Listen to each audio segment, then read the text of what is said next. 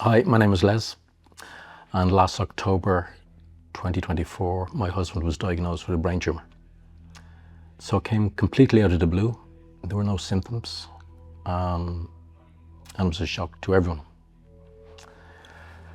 So, as you can imagine, there was all sorts of thoughts going through people's heads. There was worry, there was fear, there was panic. So soon after the diagnosis, about 3 weeks later, he had his operation, which went well. He was home after about 7 to 10 days. But it's after the operation, when you come home, you realize you're on your own. And the enormity of what just happened hit you. And it's then that you have to take on new responsibilities for your loved one.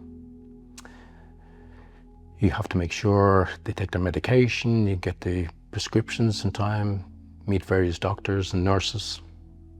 And then there's the endless meetings and visits with the hospital.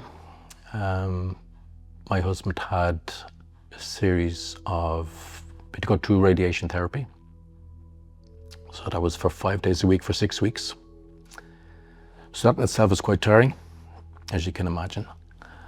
And it was only then, in the middle of the radiation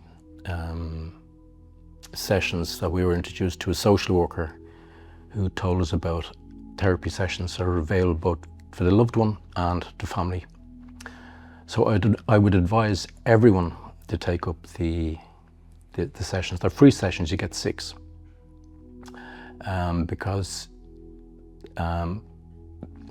when your loved one comes out after an operation, there's all sorts of emotions. There's mood swings, there's behavioral changes, there's anger, and you're 9 times out of 10, you're the butt of it.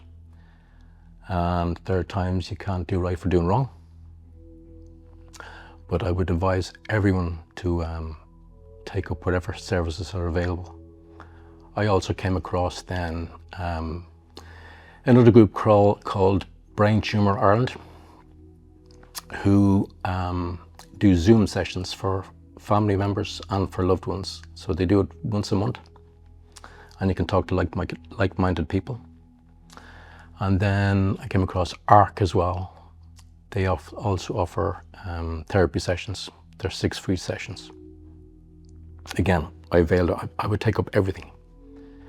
So between the sessions of radiation and chemo, there was a break of about 6 weeks. During that 6 weeks, my husband, who's Italian, went back to Italy to see some family and friends, so I stayed here in Ireland. And it was only then that it hit me. This was like 4 months after the initial diagnosis. The enormity of what happened. I think I hit the wall. I think for the previous 4 months, I'd been running on adrenaline, because you're doing everything. You're literally doing everything. So it's vitally important that you reach out to people and avail of every service, and be kind to yourself.